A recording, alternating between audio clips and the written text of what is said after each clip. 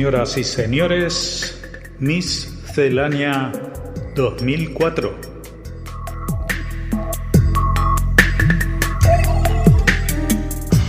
Hoy nos acompañan en las ondas los sonidos klezmer del dúo Lerner-Mogilevsky.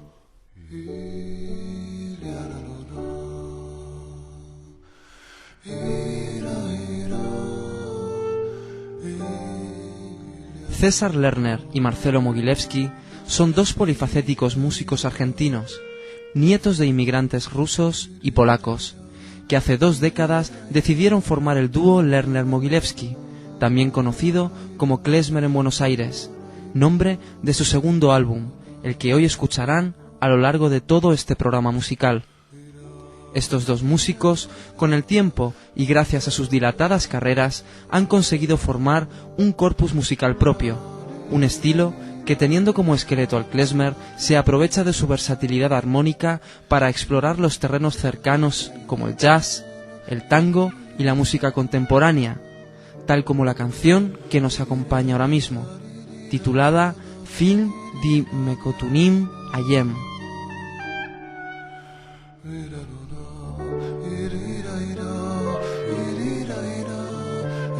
El disco que estamos disfrutando hoy se titula Klezmer en Buenos Aires, grabado en el estudio Cosentino de Buenos Aires en el año 1997. Representa su disco de consolidación con la música tradicional de las aldeas judías de Europa centro-oriental, una tradición venida de la obra de los klezmorín, trovadores modernos que no iban de palacio en palacio tocando para ricas gentes, sino de festividad en festividad, de boda en boda, donde el júbilo de pobres aldeas llamaba a la música para celebrar la vida. Júbilo como el que se esconde en la canción tradicional Kisheniever Bulgar.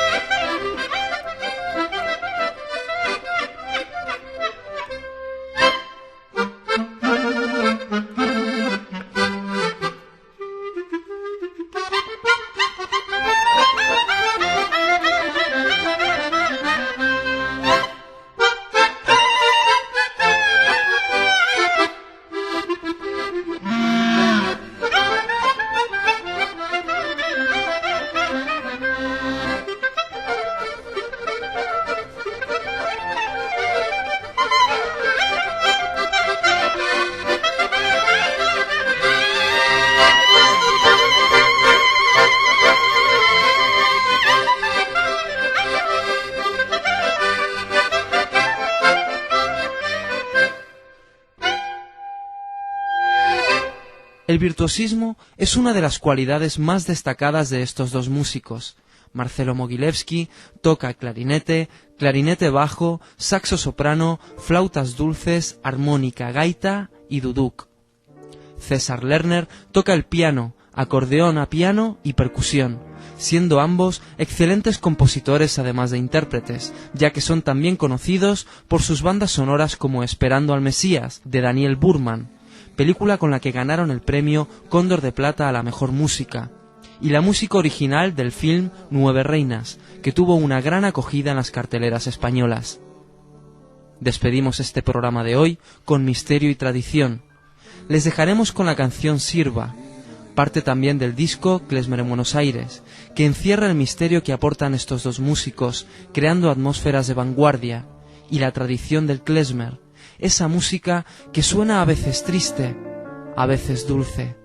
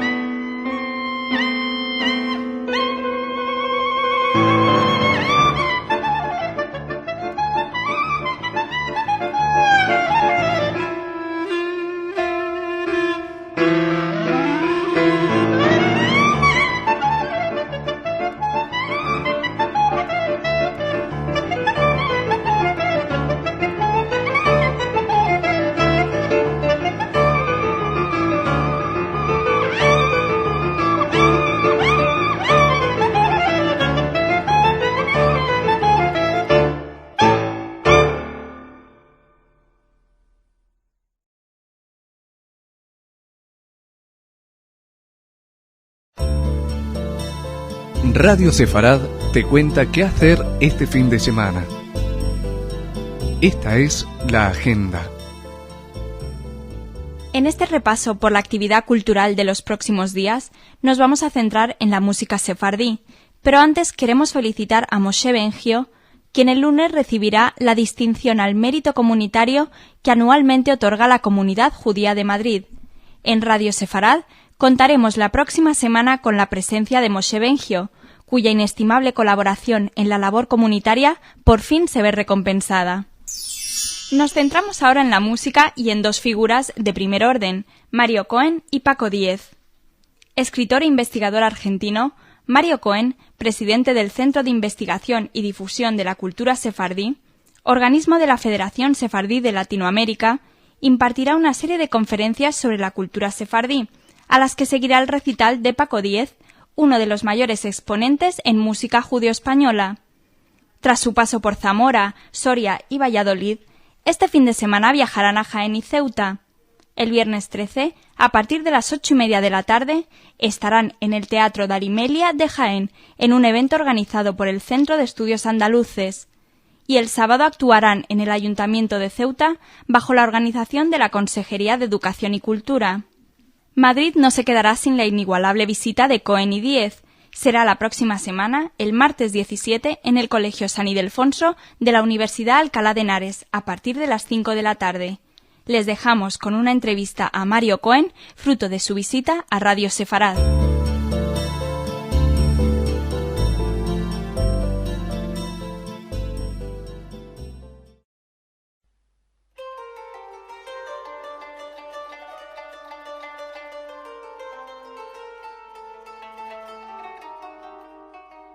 Isaac Abravanel, el hombre que quiso salvar a los judíos de la expulsión.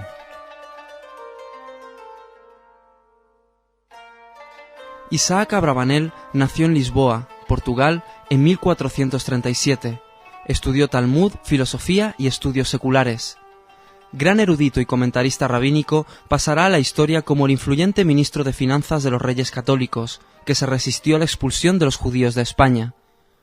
Su vida estará dividida entre el estudio de la Torá y las altas finanzas al servicio de los reinos de España y Portugal. Como erudito, destacó como uno de los primeros judíos en recibir la influencia de los humanistas del Renacimiento. Se cuenta de su prodigiosa sagacidad varias leyendas, entre ellas que fue capaz de escribir un comentario al libro de José en solo 16 días. Su obra filosófica está centrada en las profecías. Su comentario al libro de los profetas resultó revolucionario para la época. al comparar las monarquías escritas en Samuel I con las monarquías de su tiempo. La carrera política de Isaac Abravanel comenzó en Portugal, en donde se desempeñaba como asesor personal del rey Alfonso V. Como tesorero era muy reconocido e influía entre los cristianos ricos de Portugal, al tiempo que seguía siendo una figura poderosa en la corte portuguesa. Sin embargo, con el ascenso al poder de Juan II en 1481, las actitudes antijudías, que habían sido reprimidas anteriormente, encontraron un caldo de cultivo, y Abravanel es sentenciado a muerte. Hábilmente logró escabullirse a la frontera con España y se refugió en la ciudad de Segura de la Orden en 1483. Embargado de dolor por la ingratitud de las personas que lo llevan al exilio, decidió dejar las finanzas y dedicar su vida al estudio del judaísmo y a la escritura. Esta iniciativa no duraría mucho. En 1484, el rey Fernando el Católico lo invitó a ser el cobrador de impuestos reales, el equivalente al actual ministro de Finanzas. Abravanel aceptó el cargo, no solo por su experiencia en finanzas, sino porque su cercanía con Fernando podría ser útil para proteger a los judíos de Torquemada. Y en este caso le fue muy bien. Obtuvo considerables ganancias como recaudador, al punto tal que le efectuó un préstamo millonario a la reina Isabel para continuar su guerra en Granada. La conquista del rico reino de Granada hizo aparentemente que Fernando e Isabel no consideraran ya indispensables a los judíos en España, como si de hecho estuvieran fuera de lugar en sus reinos, que ambos deseaban que fueran cristianos. En 1492 publicaron, sin la aprobación de Inocencio VII, un decreto expulsando de España a todos los judíos, y ello a pesar de las súplicas de Abravanel, que ofreció una inmensa suma de dinero.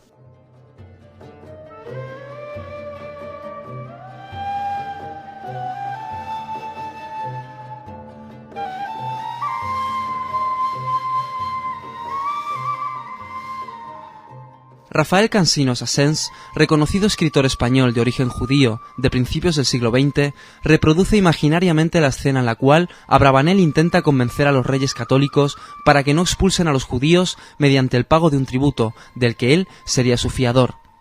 En el momento de acercarme yo a espiar, prosiguió la doncella, estaba hablando Abravanel, el ministro, y abogaba ante los reyes en favor de su raza. Con su alta figura y su barba luenga y albeante, parecía un santo profeta de los antiguos tiempos.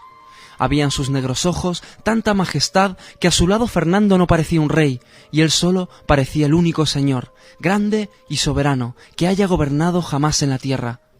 Su voz sonaba recia y alta, y a su trueno Fernando e Isabel bajaban la cabeza en señal de vasallaje.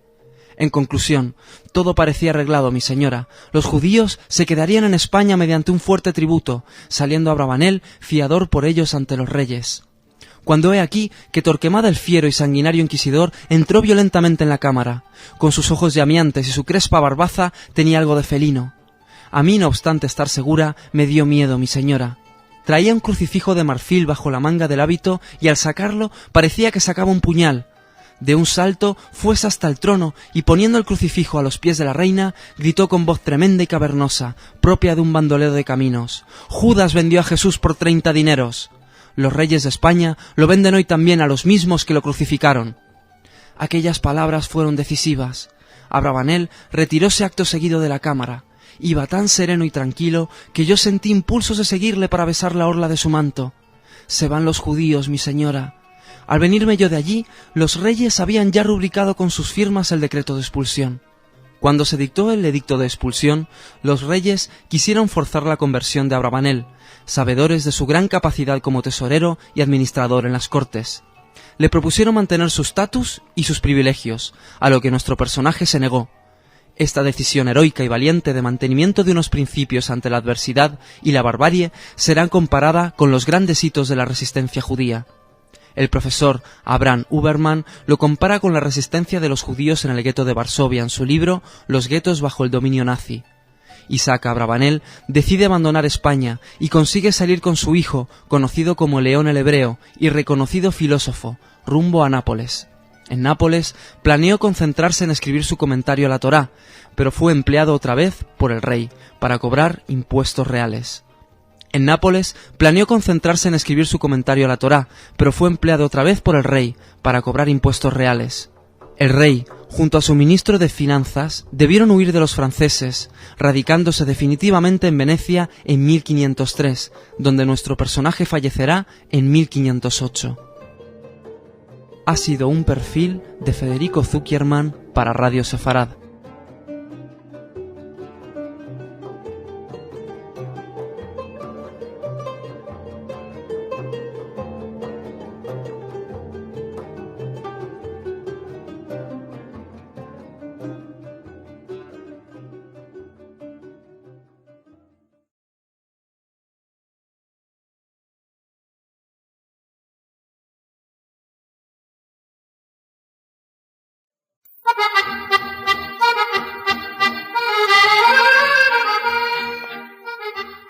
Efemérides. En un día como hoy, conmemoramos en esta ocasión los 108 años de vida de una obra clave en la creación del Estado de Israel.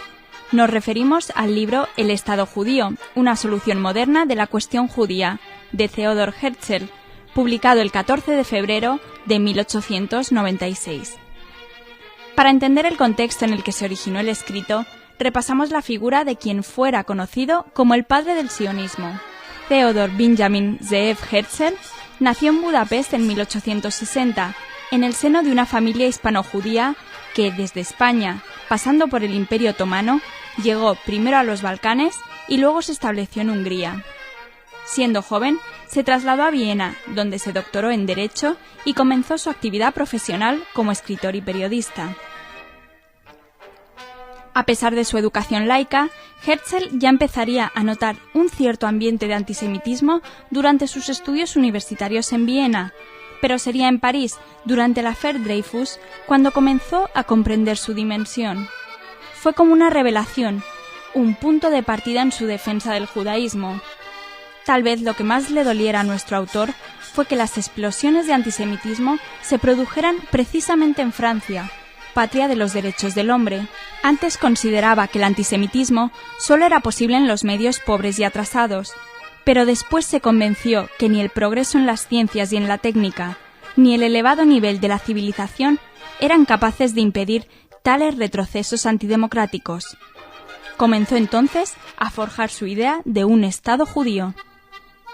Fracasados los intentos de ganar para sus planes a los judíos prominentes, como el barón Edmond de Rothschild, temerosos aún de la creación de un nuevo Estado, Herzl decidió dirigirse a las masas perseguidas, esperando de ellas comprensión y apoyo.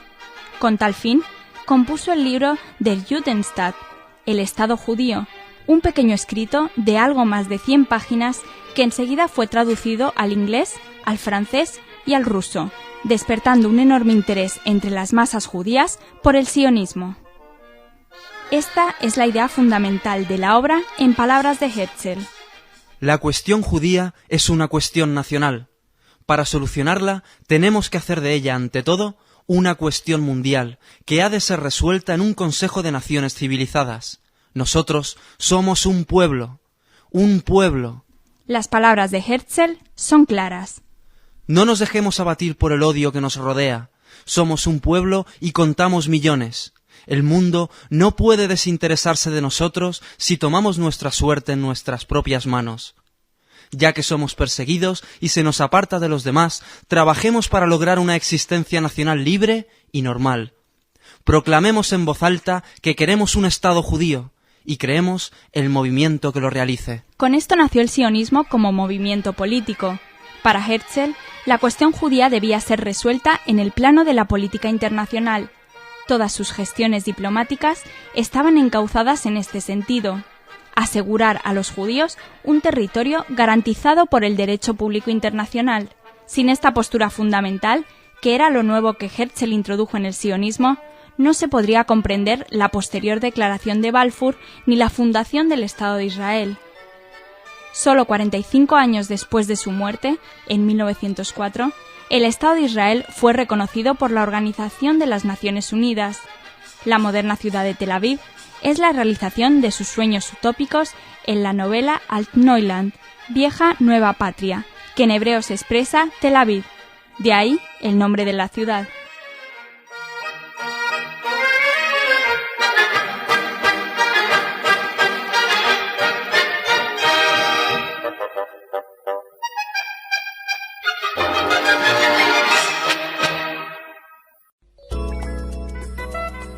Radio Sefarad responde a nuestros oyentes. Hoy hemos recibido, entre otros, un correo de Pablo Tregebov, quien nos aclara que la música hip hop procede del funk y el disco setentero, refiriéndose al programa de ayer. Querido Pablo, efectivamente, el estilo musical hip hop como tal nace en aquellos años y se consolida en la década de los 80. Yo me refería a las raíces más profundas del concepto de cantar recitando, es decir, recitar poesía con suaves bases musicales, un acontecimiento que empieza desde la primera música negra y que se empieza a escuchar en locales clandestinos en la década de los 40 y 50. Muchas gracias por tu aclaración. Queremos enviar también desde aquí un saludo especial a Ari Feinstein, presidente del Centro Israelí para las Comunidades Iberoamericanas, a Marco Gozal, transmitiéndonos sus bravos a las barnatanas, como él dice. Gracias por el aliento a Eva e Isaac Alfons, a Elena Rovne, gracias por las gracias. Radio Sefarad es una emisión de la Federación de Comunidades Israelitas de España, patrocinada por donantes privados de todo tipo. Sus contenidos están dirigidos a la inmensa comunidad hispanoparlante del mundo con la finalidad esencial de divulgar los valores éticos, culturales, científicos y de todo orden del judaísmo a través de su historia y desarrollo actual. Un especial acento merece la defensa de las diversas comunidades judías de todos los continentes, de los ataques antisemitas que han adquirido especial virulencia en estos días con la coartada del antiisraelismo militante. Es voluntad de Radio Sefarad el estar en permanente comunicación con sus oyentes.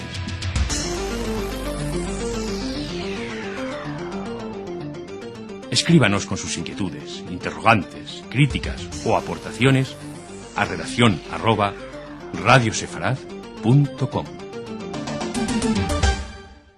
Este sábado, Dios mediante, leeremos el fragmento del libro de Éxodo, capítulos 19 y 20, que están relacionados con la revelación en el monte Sinaí. Y este fragmento, curiosamente, se titula Yitro.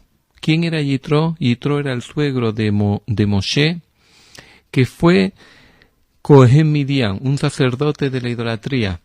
Y pregunta a nuestro sabio cómo es posible que los dos fragmentos que narran el momento estelar donde el pueblo de Israel estuvo en el monte Sinaí recibiendo los 10 mandamientos en conexión directa con el Creador del universo, ¿cómo es posible que estos dos fragmentos lleven el título de Yitro?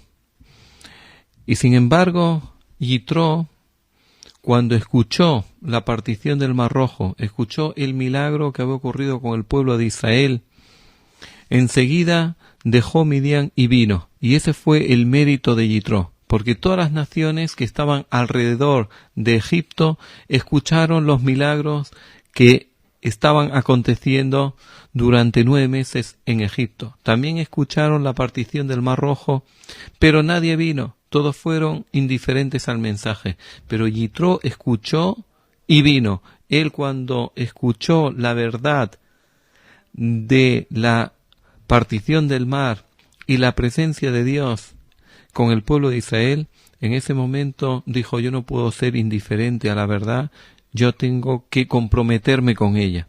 Y ese fue el mérito de Yitro, el escuchar y venir, por lo que se le dio el nombre a estos dos fragmentos que constituyen la base de toda la religión judía. Maimónides, en las leyes sobre los fundamentos de la Torá, en el capítulo 8, él dice que los hijos de Israel no creyeron en Moisés por los milagros que él realizó, ni por las señales y maravillas que vieron en Egipto, sino creyeron en Moshe y creyeron en Dios por la revelación en el monte de Sinai, que sus cuerpos estuvieron presentes ahí, sus oídos escucharon y todo su ser percibió el momento en donde Dios se reveló a todo el pueblo el 6 de Sivan de 2448 del calendario judío.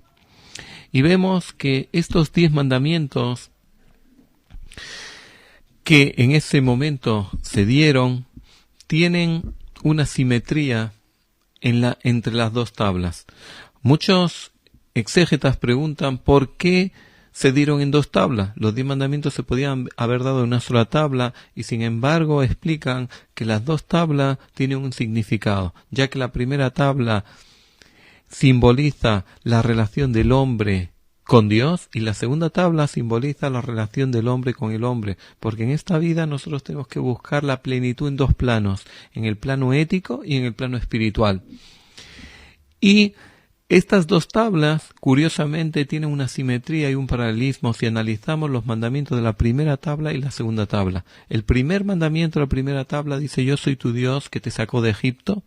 Quiere decir que no es una fe dogmática en un Dios que creó el mundo, sino es una fe en un Dios que se expresó en la historia y dejó su testimonio y sus huellas en la historia. Por eso dice: yo soy tu Dios que te sacó de Egipto.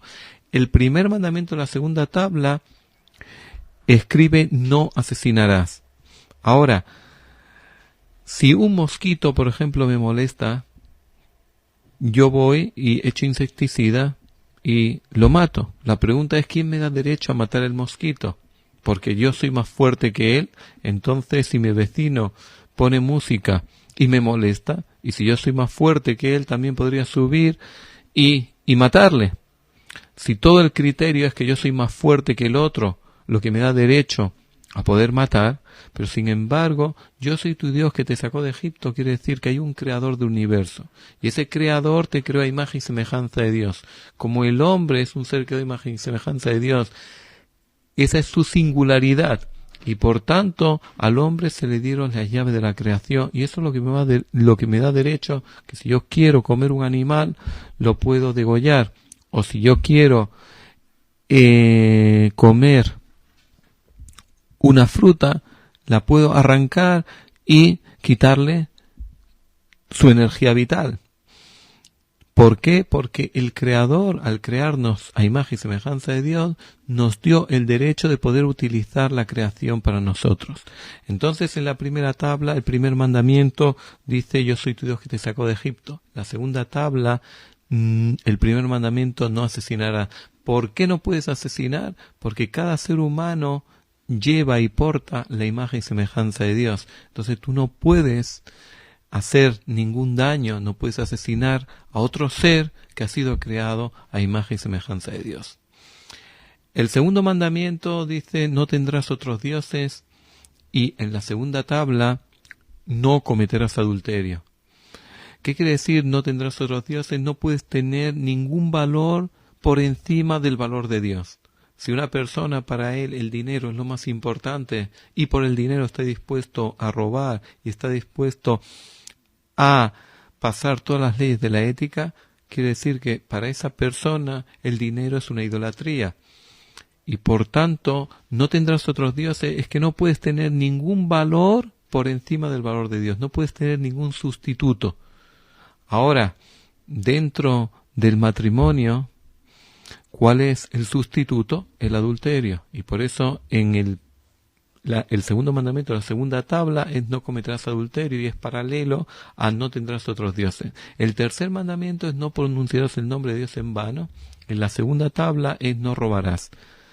No pronunciarás el nombre de Dios en vano quiere decir que tú no puedes utilizar el nombre de Dios para tu propio uso. Si, por ejemplo, tú has cometido una mala acción y alguien te viene a reprochar y tú dices: no, juro por Dios que no la realicé esta acción, quiere decir que tú estás tomando el concepto de Dios para utilizarlo para tu propia conveniencia, para tu propio uso. ¿Qué es robar?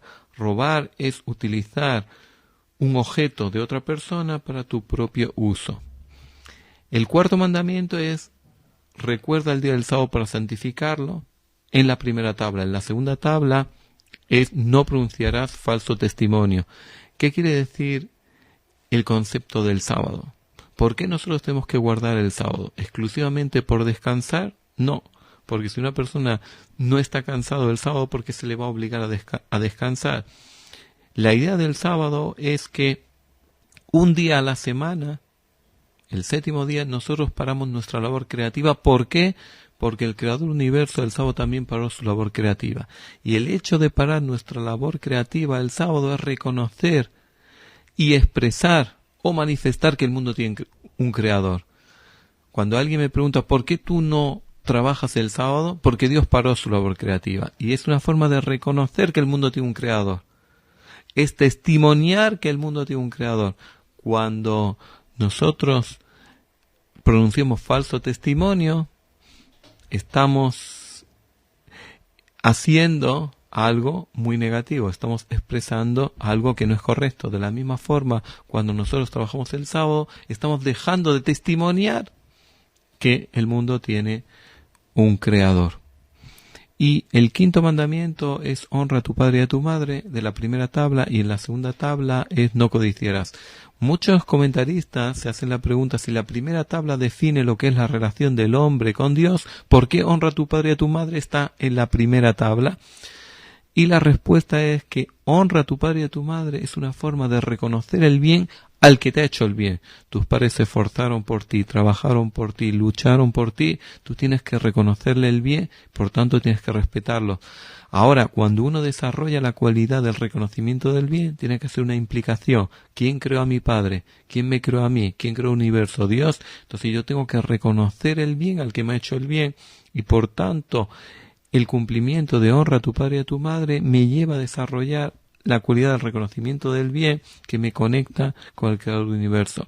Ahora, ¿qué paralelismo hay en honra a tu padre y a tu madre con no codiciarás? ¿Qué es no codiciarás?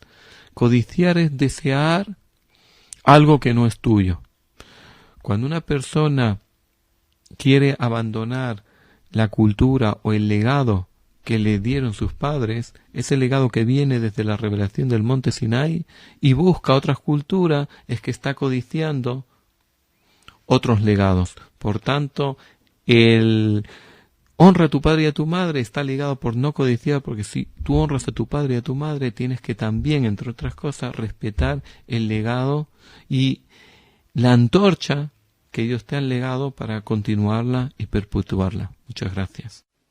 Ventanas altas tienes tú, con velas amarillas, esta noche arroga al Dios que me subas arriba. Tirilaila, hop, tirilaila, opa, tirilaila, hop, tirilaila, opa. El anillo que llevas tú, el diamante es mío, el cuyunji que te lo dio es primo hermano mío. Tirilaila, hop, tirilaila, opa, tirilaila, hop, tirilaila, opa. Adon olam asher malach beterem kol yesir nivra led nasa kechevzo kol azai melech shemo nikra Eloi hu Eloi hu Eloi hu Eloi hu ve'acharei לבדו ימלוך נורא והוא היה והוא הווה והוא יהיה בתפארה אלוהי הוא אלוהי הוא אלוהי הוא אלוהי הוא.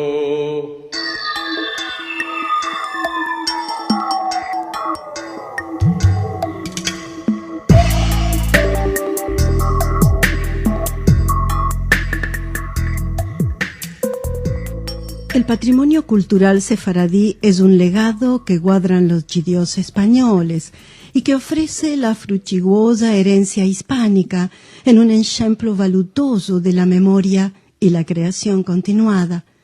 Como es sabido, después de su paso por España, los judíos españoles se asentaron en diversas comunidades de las coloridas ciudades que rodeaban el Imperio Otomano. Mismo que muchas veces los judíos sefaradim no se concienciaron del grande tesoro de su léxico y herencia, ellos propios principiaron a recoger las canticas y el folclore de su tradición. Malgrado esto, los investigadores a fines del siglo XIX y principios del XX se concienciaron que estos españoles judíos guardaban ainda la herencia hispánica y recogieron presto estas tradiciones de romance, folclore, literatura, cancionero y más de boca de informantes. Así, estudiosos de musicología se aunaron a la descubierta de este tesoro. Malorosamente, en la Segunda Guerra Mundial arribó la negra noche de la dolor del holocausto de nuestro pueblo y la piedrita de personas y de culturas. En nuestros días se aunan los esfuerzos por mor la continuidad de una cultura y una lengua en perícolo. Es verdad que ahora la lengua sefaradí ya no es la hablada en nuestras casas, y los judeo-español parlantes somos todos bilingües, mas todo esfuerzo es poco por mor de salvaguardar y de difusar una vieja y cara herencia. Y en estos esfuerzos nos topamos muchos herederos de esta lengua, así que centros hispanistas, académicos e interesados en este tesoro de la civilización sefardí. Vamos a sentir un hermoso cante de amor de nuestro ancho cancionero tradicional. En esta historia, como se pasa a veces en la vida, es un amor a destiempo. Y la enamorada dice con tristura: «Sos chico para el amor». Sentimos esta versión documental en la voz de Marga Fuentes y acompañamiento musical de Mario Gutiérrez, este clásico, La Pastora.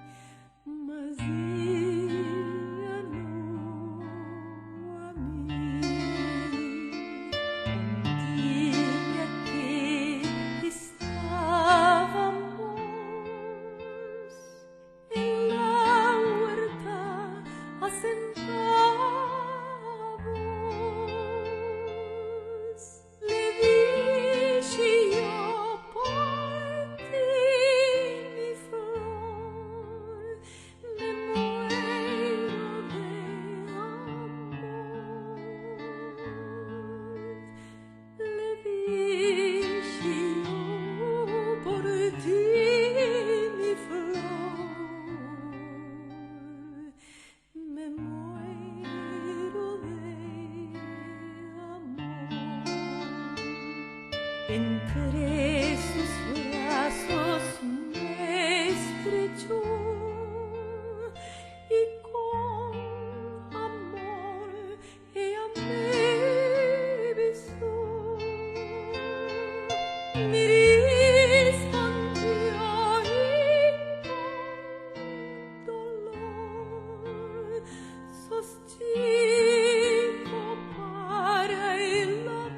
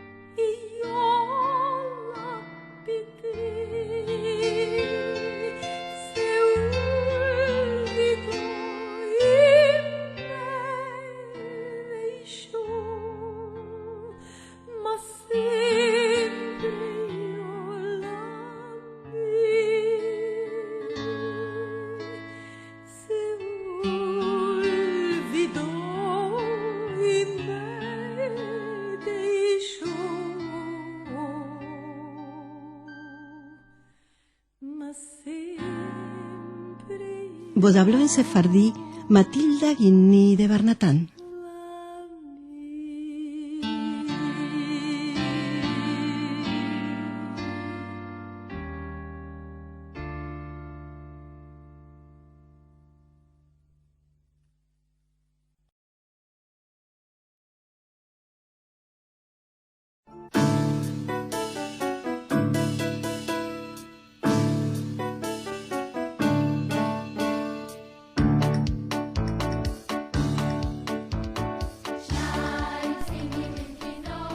La literatura hebrea infantil y juvenil, un cuento muy antiguo.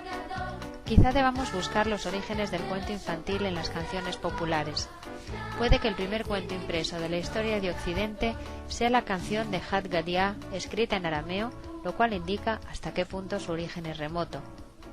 Esta canción forma parte de la Agadá, la historia de la salida de Egipto, y fue incluida por vez primera en la edición de Praga de 1590. Los sefardíes la tradujeron al judío español y así la cantan todos los años durante la Pascua judía. Encontramos versiones variadas de ella en casi todas las culturas occidentales. De este cuento pasamos directamente a la época moderna. Aunque ya existía una literatura hebrea infantil y juvenil en Europa en el siglo XIX, se trataba de una literatura escrita para lectores cuya lengua materna no era el hebreo, idioma que aprendían como segunda o tercera lengua. Estas obras literarias seguían las pautas de las literaturas autóctonas y cumplían una función didáctica y pedagógica que debía ser acorde con la ideología del momento. También se tradujeron entonces textos que servirían de modelo para aquellos escritos más tarde en hebreo. A finales del siglo XIX, Eliezer Ben Yehuda, pionero del renacimiento del hebreo moderno, publicó el primer libro de literatura infantil en Israel. A principios del siglo XX, el hebreo se convirtió en la lengua nacional de los judíos de la entonces Palestina y empezó a enseñarse en las escuelas, es decir, se convirtió en la lengua materna de la joven generación. Se hizo necesario entonces escribir libros de texto en hebreo, así como todo el material pedagógico necesario en la educación. Los primeros autores de literatura infantil eran bien maestros o educadores, bien autores literarios famosos que consideraban la escritura de literatura infantil y juvenil como un deber moral que contribuiría a la educación de una nueva generación. Buenos ejemplos de ello son Shai Agnon, Chaim Nachman Bialik, Nathan Alterman, Saul Chernichovsky y Lea Goldberg, que escribió poesía infantil además de cuentos. Con la independencia del Estado de Israel, la literatura infantil empezó a inhibirse de los movimientos ideológicos y a orientarse hacia motivaciones comerciales. Acércate, linda mariposa, un éxito sin parangón, pertenece a esa época. En esta época también aparece la primera ola de novelas de aventuras infantiles y juveniles. La serie Hassamba, de Igal Mosinson, se caracteriza por un estilo dinámico y un lenguaje callejero. A partir de los años 50 y 60 empiezan a surgir escritores especializados en literatura infantil y juvenil, pero en realidad nunca ha dejado de haber grandes escritores que escriben también para los lectores más jóvenes. Paralelamente, las editoriales se dedicaron a publicar las obras maestras universales de literatura infantil y juvenil traducidas al hebreo por importantes literatos. Estas traducciones, que al principio superaban en número a las obras escritas originalmente en hebreo, tuvieron gran influencia en la literatura infantil y juvenil que se escribió más adelante. A partir de los años 70, la literatura infantil se libera definitivamente del corsé ideológico y se propone responder a los gustos y necesidades de sus lectores, los niños. Para entonces, el número de obras escritas originalmente en hebreo supera ya con creces las obras traducidas. Poco a poco se va creando un acervo literario para los jóvenes israelíes de una calidad comparable a la mejor literatura infantil del mundo. Se trata de una literatura inteligente que no hace concesiones a la simpleza del lenguaje en aras de la incitación a la lectura. Los niños israelíes son usuarios habituales de las bibliotecas municipales y sus padres ostentan porcentajes estadísticos de lectura envidiables. El 40% de los adultos leen al menos 12 libros al año. Por ello, la literatura infantil israelí en ocasiones va dirigida no solo al niño que va a escuchar el cuento, sino al adulto que lo va a leer, e incluye guiños políticos y críticas sociales que hacen de ellos verdaderas obras de arte con las que se pueden deleitar los niños de todas las edades. Uno de los mejores ejemplos de este tipo de literatura infantil es Meir Shalev, cuyos cuentos Un papá que da vergüenza, Los hoyuelos de Zohar y La piojita pelusita se saben los niños israelíes de memoria. En ellos, el autor rompe con los esquemas tradicionales de la familia y con los papeles que desempeñan en ella el padre y la madre. Además, su colección de cuentos bíblicos para niños, Un diluvio, Una serpiente y Dos arcas, es otro buen ejemplo de la calidad de la literatura infantil y juvenil israelí. El sentido del humor hace de la lectura de este autor un verdadero deleite. Seguramente solo es cuestión de tiempo que alguna editorial española lo descubra. En el próximo capítulo sobre la literatura hebrea infantil y juvenil haremos una reseña de las principales obras traducidas a las lenguas oficiales de España. Miriam Naón para Radio Sefarad.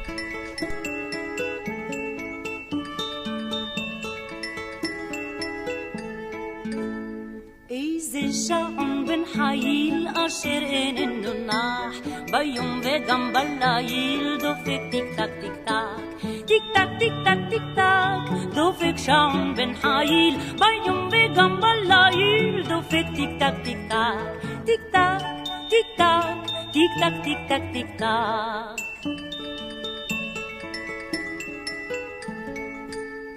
מראש מגדל גבוה צופה שעון גדול אוי בואו נא לשמוע כיצד דופק בקול טיק טק טיק טק טיק טק דופק שעון בן חיל ביום וגם בליל דופק טיק טק טיק טק טיק טק טיק טק טיק טק טיק טק טיק טק שעון עשוי עת זית קישוט יפה לקיר הרעש רק בבית והוא דופק בשיר טיק טק טיק טק טיק טק דופק שעון בן חיל ביום וגם בליל דופק טיק טק טיק טק טיק טק טיק טק טיק טק טיק טק טיק טק Acaban de escuchar a la conocidísima cantante israelí Shoshana Damari interpretando la canción infantil Shaon Ben Sha'il como un reloj puntual. Hoy nos acompañan en las ondas los sonidos klezmer del dúo Lerner-Mogilevsky.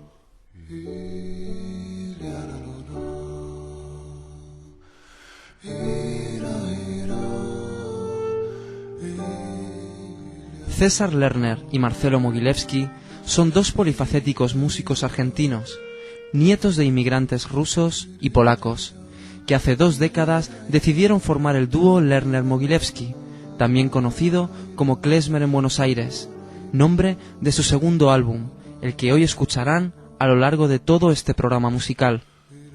Estos dos músicos, con el tiempo y gracias a sus dilatadas carreras, han conseguido formar un corpus musical propio, un estilo que teniendo como esqueleto al klezmer se aprovecha de su versatilidad armónica para explorar los terrenos cercanos como el jazz, el tango y la música contemporánea, tal como la canción que nos acompaña ahora mismo, titulada Film di Mekotunim Ayem.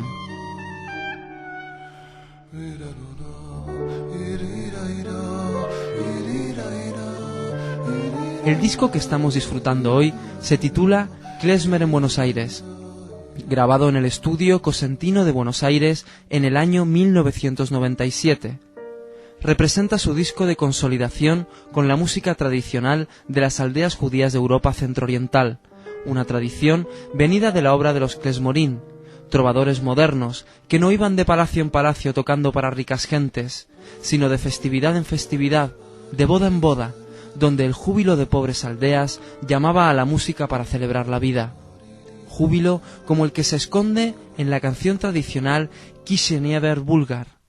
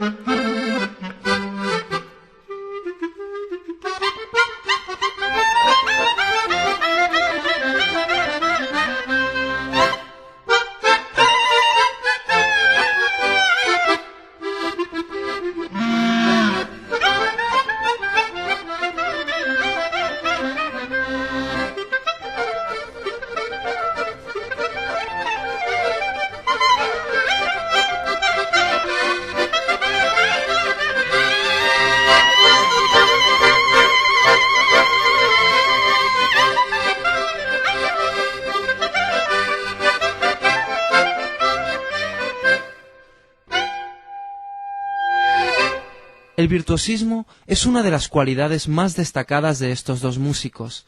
Marcelo Mogilevsky toca clarinete, clarinete bajo, saxo soprano, flautas dulces, armónica, gaita y duduk.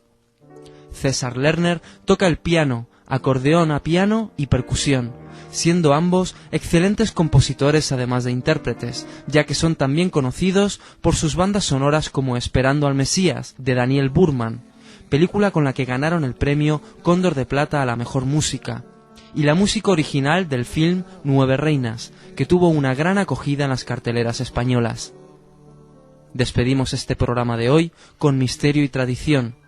Les dejaremos con la canción Sirva, parte también del disco Klezmer en Buenos Aires, que encierra el misterio que aportan estos dos músicos, creando atmósferas de vanguardia, y la tradición del klezmer, esa música que suena a veces triste, a veces dulce.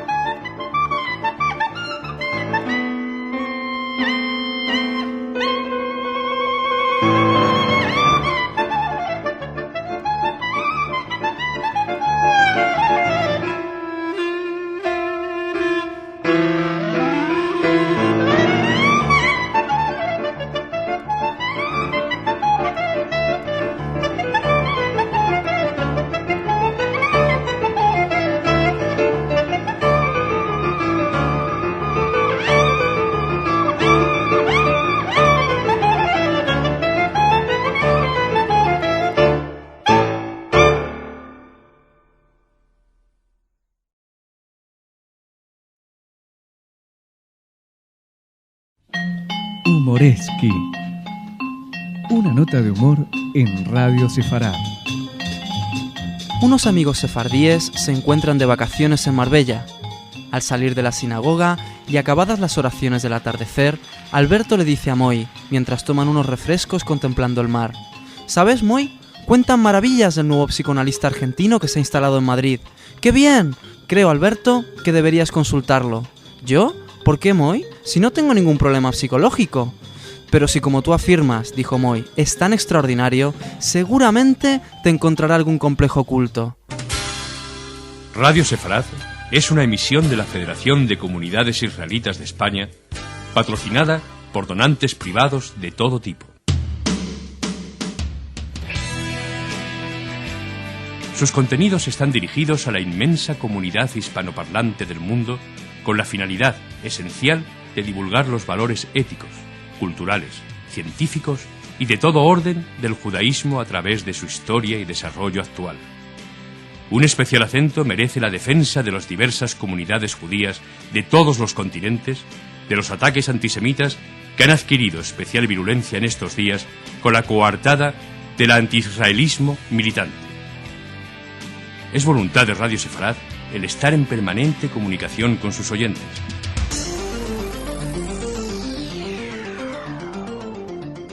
Escríbanos con sus inquietudes, interrogantes, críticas o aportaciones a redacción@radiosefarad.com.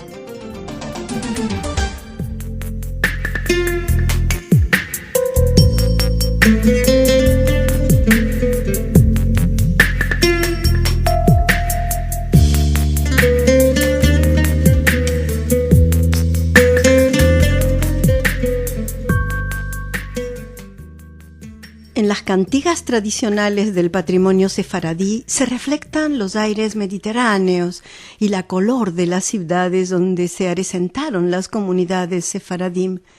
Nada mejor que este ejemplo del álbum Elías Ladino Ensemble, que lo que tiene de particular es que la voz, así que los cantadores y los instrumentos son justos los de uso tradicional en estos cantes.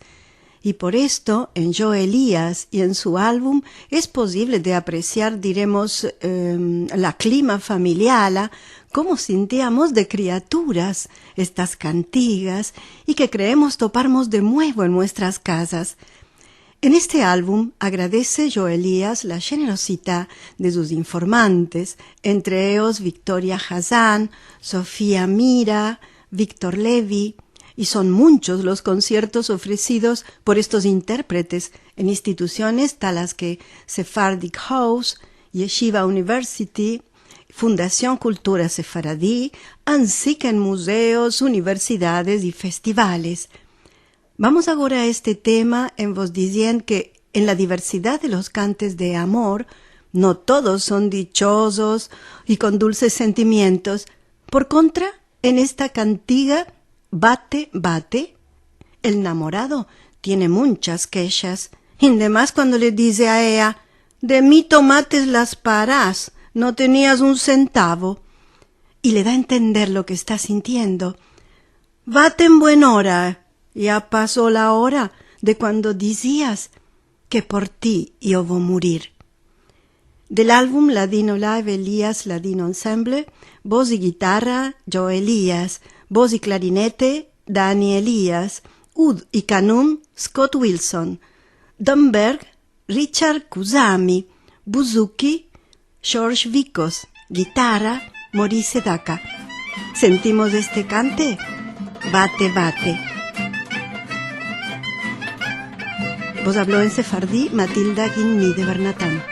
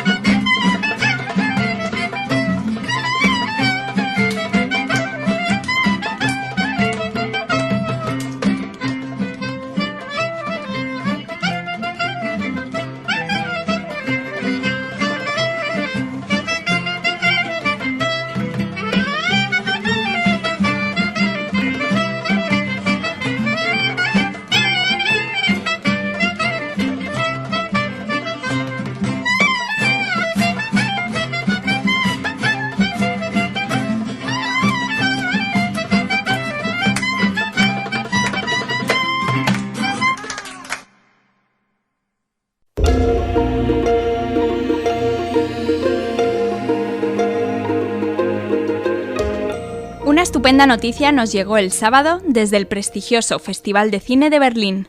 Allí el director judío argentino Daniel Burman recibió el Oso de Plata, gran premio del jurado, por su película El abrazo partido, una coproducción entre Argentina, España, Francia e Italia. El abrazo partido es una ágil e inteligente comedia argentina presidida por un humor eficaz y amable, mezclado con el inconfundible costumbrismo judío. Es una historia pequeña, cotidiana, sobre un joven argentino y judío de ascendencia polaca que habla en primera persona de sí mismo y de su entorno, las tiendas de un centro comercial bonaerense, sus curiosos habitantes y sus fabulosas relaciones. El joven Ariel es un desconcertado muchacho cuyo padre, fundador de una tienda de ropa interior femenina, abandonó la familia 20 años atrás para reafirmar su identidad sionista combatiendo en la guerra del Yom Kippur. El director Daniel Burman nos ofrece en su película clases intensas de judaísmo, incluyendo el folclore de bailes y cantos, circuncisiones y enseñanzas de la Torá, al contarnos con sentido de humor y sensibilidad la existencia cotidiana, las frustraciones y los sueños de un grupo heterogéneo de tenderos, italianos folloneros, extraños coreanos y sobre todo muchos judíos. El lirismo se mezcla a la perfección con una amarga ironía, equívocos resueltos con gracia y un desenlace bastante sorprendente. Cabe destacar la magnífica labor del protagonista, el también judío Daniel Hendler, en el papel de Ariel, que está creíble, austero, sutil y muy gracioso en la creación de un personaje en plena crisis vital, que cuestiona todo lo establecido intentando encontrar alguna certidumbre sólida y vive obsesionado con la figura del padre huido, de quien espera el abrazo partido e impar. Burman ya retrató la comunidad judía de Buenos Aires en el año 2000 con la película Esperando al Mesías, pero ha sido con su estupenda obra El abrazo partido, que brilló con luz propia en Berlín dentro de un festival caracterizado por la mediocridad de las cintas presentadas, con la que ha recibido de forma rotundamente merecida el Oso de Plata.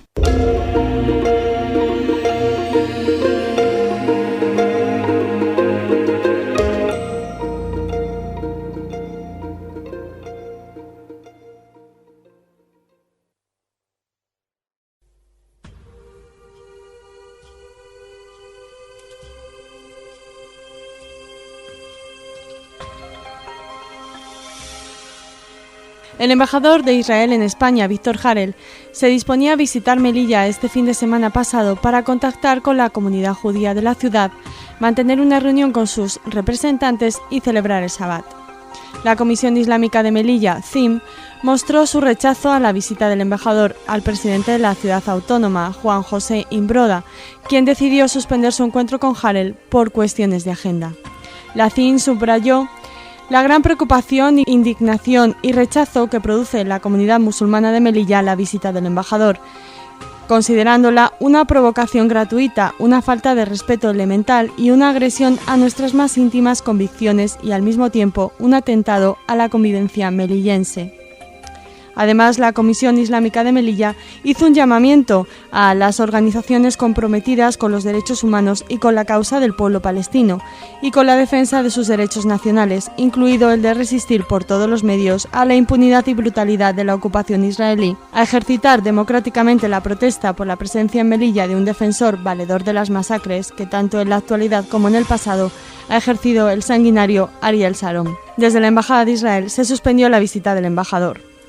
Esta noticia ha provocado innumerables reacciones en los medios, reacciones más o menos indignadas, pero que coinciden en las mismas preocupaciones. En repaso a los medios hoy, seleccionamos extractos de los artículos de Carlos Colón en el Diario de Sevilla y del director de Libertad Digital, Federico Jiménez Los Santos. Jiménez Los Santos opina en el diario por internet Libertad Digital bajo el título Peligro, los judíos amenazan Melilla. ¿En qué ha consistido esa provocación? En visitar Melilla creyendo, al parecer erróneamente, que en España está garantizada la libre circulación de personas, diplomáticos incluidos. Lo normal en las autoridades habría sido recordar con severidad a los musulmanes que ninguna confesión religiosa puede servir de plataforma o excusa para atropellar las libertades cívicas, y que la pretensión de condicionar la política exterior de España, que mantiene relaciones plenas con el Estado de Israel, no solo es impropia de ciudadanos, sino que se hace acreedor merecedora de sanción y, si insiste en negar las libertades, de disolución. Imbroda se ha apresurado a obedecer a los musulmanes melillenses y tras negarse a cualquier entrevista con el embajador israelí por problemas de agenda, ha dicho que su visita era inoportuna. Por lo visto, es mucho más oportuno el ejercicio de la coacción al mejor estilo Batasuno o Filoetarra, como han hecho esos musulmanes. Como la cobardía suele adornarse de cursilería, Imbroda ha creído oportuno justificar su rechazo a las declaraciones del embajador que ha comparado, con toda razón, la valla que separa a Melilla de Marruecos con la que proyecta levantar Israel para defenderse de los terroristas palestinos y musulmanes. Estamos en España, ha dicho, y a esta ciudad puede venir cualquiera que tenga los permisos y papeles adecuados. Tenemos una sociedad que es un calidoscopio de matices y esos matices hay que verlos. Por lo visto, entre los permisos adecuados está el de los musulmanes si la visita es de un judío. Por lo visto, entre los matices no está el del respeto a la ley y a la libertad de los judíos. Sucede, sin embargo, que hace siglos que los judíos viven en Melilla bajo soberanía española y, según el propio Imbroda, la comunidad judía es ejemplar en lo social, en lo cultural y en la convivencia. Y no olvidemos que son judíos españoles, como los musulmanes son musulmanes españoles. No olvidemos eso nunca. Él sí lo ha olvidado. Los musulmanes que han atacado al embajador israelí no han actuado como españoles, sino como musulmanes entre marroquíes y palestinos. Y los judíos melillenses no han sido tratados por Imbroda como españoles, con los mismos derechos que los demás, sino como ciudadanos de segunda, a expensas de los permisos de los musulmanes. ¿De quién se protege Melilla con esa valla que la rodea? ¿De los musulmanes o de los judíos? ¿Son los judíos los que amenazan Melilla? ¿Es el Estado de Israel o es el de Marruecos? ¿Para qué le defendemos una soberanía nacional que las autoridades melillenses no se atreven a ejercer? ¿Pretende Imbroda que hoy los judíos y mañana los cristianos se acostumbren a vivir bajo el chantaje musulmán, inseparable de la amenaza marroquí? Carlos Colón, en el Diario de Sevilla, se hace las siguientes preguntas. ¿Ha de decidir la Comisión Islámica qué embajador va y cuál no a Melilla? ¿A qué organizaciones se refiere al llamar a las que están comprometidas con la causa del pueblo palestino y la defensa de sus derechos, incluido el de resistir por todos los medios a la ocupación israelí?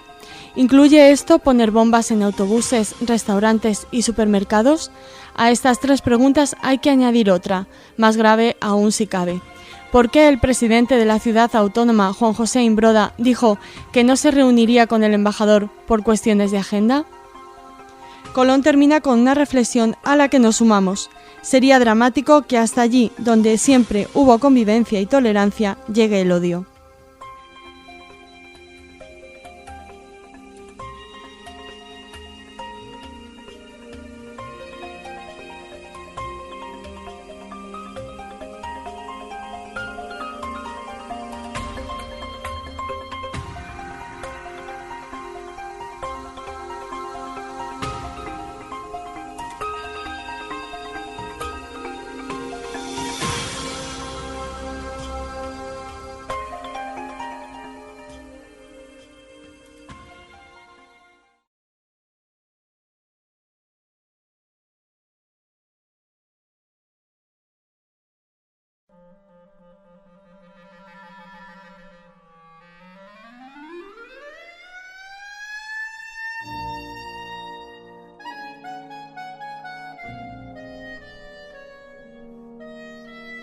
Benjamin David Goodman, más conocido como Benny Goodman, fue en sus tiempos toda una revolución, no solo musical, por su inestimable aportación al jazz y al nuevo swing, sino también fue un valiente pionero en la idea de imponer a los empresarios de los clubs y locales que sus músicos tocaban con él con independencia del color de su piel. Por ejemplo, incorpora a su orquesta al genial pianista Teddy Wilson o el vibrafonista Lionel Hampton. Valiente actitud que compartiría con el polifacético productor John Hammond. Les queremos ahora deleitar con la canción del genial compositor Irving Berlin Alexander's Ragtime Band, interpretada por la Big Band de Goodman. Esta canción esconde en tan solo 2 minutos 10 toda la fuerza y esencia del swing. Y después de la canción podrán escuchar, si así lo desean, unas breves notas autobiográficas de Benjamin David Goodman.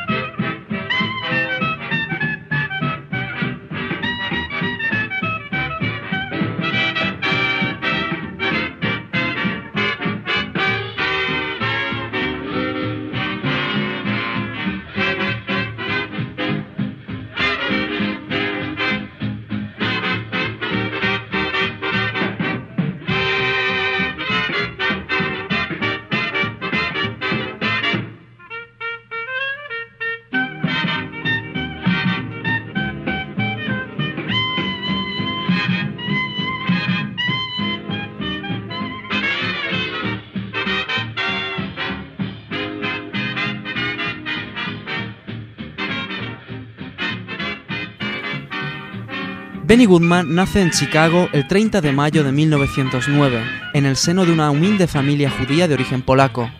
En 1925, con tan solo 16 años, entra en la orquesta del batería Ben Pollack y en el 34 forma su primera orquesta, y la NBC, dado su éxito, lo contrata para el programa semanal Let's Dance, convirtiéndose al poco tiempo en el director de orquesta preferido de la clase media americana, algo que será muy provechoso para él con la llegada de la nueva era del swing. Tras su famoso concierto de enero de 1938 en el Carnegie Hall, se convertirá definitivamente en el rey del swing. A finales de 1939 es nombrado mejor solista. Finalizada la era del swing y con la llegada del bebop, Goodman sobrevive como puede hasta que su figura será rescatada, llegando incluso a dar un concierto en Moscú en representación del Departamento de Estado americano. Fue en 1962, en plena Guerra Fría.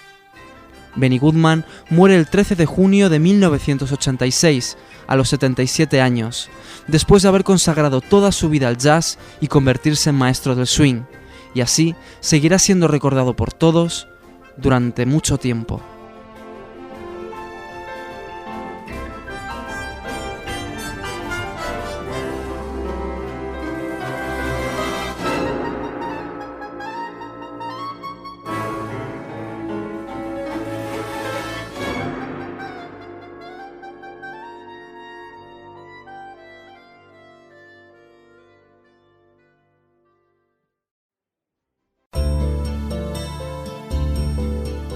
En Radio Sefarad, esta es la agenda cultural de la semana. 4 interesantes conferencias rellenan hoy nuestro espacio cultural. La primera de ellas tendrá lugar el martes 17 de febrero en el Círculo de Bellas Artes de Madrid, bajo el tema Tendencia contemporánea en la investigación del Holocausto, a cargo del profesor David Bankier, director del Instituto de Investigación del Holocausto Yad Vashem. Intervendrán junto al conferenciante Antonio Rodríguez de las Heras, Perla Hassan, Isaac Kerub Caro y Mercedes Monmani. El acto, organizado en colaboración con el Museo del Holocausto Yad Vashem de Jerusalén, tendrá lugar a partir de las 7:30 de la tarde en la Sala Valle Inclán del Círculo. Mañana contaremos en Radio Sefarad con la presencia de David Bankier, quien nos hablará de su labor investigadora en Yad Vashem. Una segunda conferencia se desarrollará el mismo día, 17 de febrero. En esta ocasión, Víctor Harel, embajador del Estado de Israel en España, tratará el tema Israel entre el terror y la paz en la Sociedad de Estudios Internacionales CSIC de Madrid, a las 8 de la tarde. Continuando su gira por España, el doctor Mario Cohen, historiador e investigador argentino, presidente del Centro de Investigación y Difusión de la Cultura Sefardí, CIDICSEF, organismo de la Federación Sefardí de Latinoamérica, nos hablará en la Universidad de Alcalá de Henares de Madrid acerca de la música judío-española de corte amatorio y litúrgico. La conferencia 500 años de cultura sefardí será el preludio a la actuación del gran músico español Paco Díez. No se pierdan esta convocatoria organizada por el Instituto de Estudios del Mediterráneo y Europa Oriental de la Universidad de Alcalá de Henares, el martes 17 a partir de las 5 de la tarde en el Salón de Actos del Colegio San Ildefonso. Por último, y como apertura del segundo cuatrimestre en el Centro de Estudios Judio-Cristianos de Madrid, centrado en las relaciones judio-cristianas a lo largo de la historia, el doctor José María Berlanga impartirá la interesante conferencia Literatura cristiana contra los judíos en los primeros siglos, el miércoles 18 entre las 7 y las 9 de la tarde.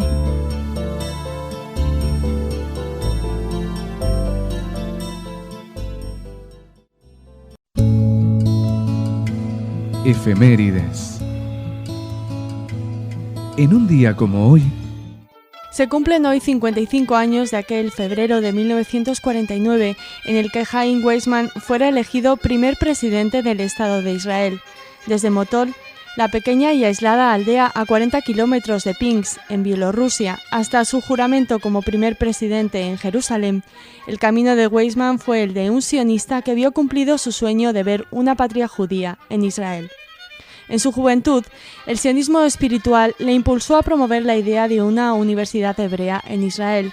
influido por el sionismo político de Theodor Herzl, los esfuerzos de Weizmann se encaminan a lograr el reconocimiento internacional para el asentamiento judío en Palestina. Cultiva contactos con miembros del gobierno británico, consiguiendo que sus años de persuasión y sensibilización hacia el sionismo jueguen un papel importante en la decisión de Gran Bretaña de publicar la Declaración Balfour en 1917. Esta declaración fue un paso crucial hacia el nacimiento del Estado judío y es considerado el logro más sobresaliente de Chaim Weizmann. Weizmann, en 1937, alertó sobre la situación de los judíos en Europa al decir: en esta parte del mundo hay 6 millones de personas para quienes el mundo está dividido entre lugares en los que no pueden vivir y lugares a los que no pueden entrar. Una vez más, el que sería el primer presidente del Estado de Israel se esforzaba en el exterior por demostrar la importancia vital de la existencia de ese Estado. En el interior, Weizmann también redoblaba esfuerzos. Entre otras iniciativas, sentó las bases del hoy en día reconocido instituto científico que lleva su nombre. El Estado de Israel fue proclamado el 14 de mayo de 1948, el día antes del término del mandato británico. El reconocimiento por parte de Estados Unidos se debió parcialmente a la intervención del Dr. Weizmann, tras su reunión con el presidente Truman 2 meses antes. En febrero de 1949, un mes después de las primeras elecciones al Parlamento, una sesión especial de la Knesset en Jerusalén eligió a Weizmann como el primer presidente del Estado de Israel. El nombramiento fue un acto de gratitud en reconocimiento a la sobresaliente contribución de Weizmann al nacimiento del Estado judío. El primer presidente del Estado de Israel falleció en 1952 en Rehovot y fue sepultado allí, cerca del campus del instituto científico que lleva su nombre, Chaim Weizmann.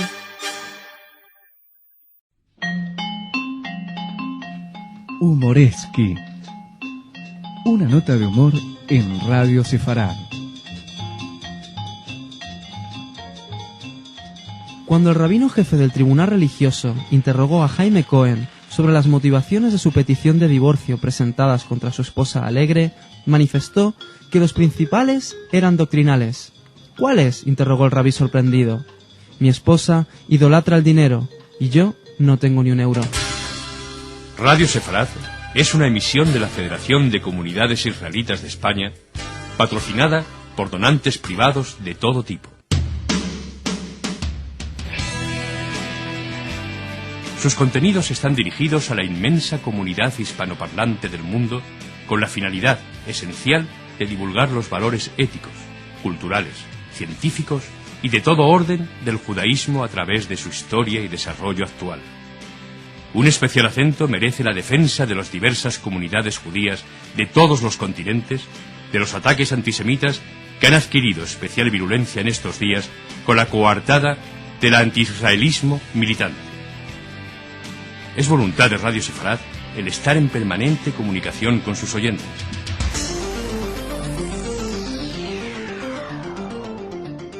Escríbanos con sus inquietudes, interrogantes, críticas o aportaciones a redacción@radiosefarad.com.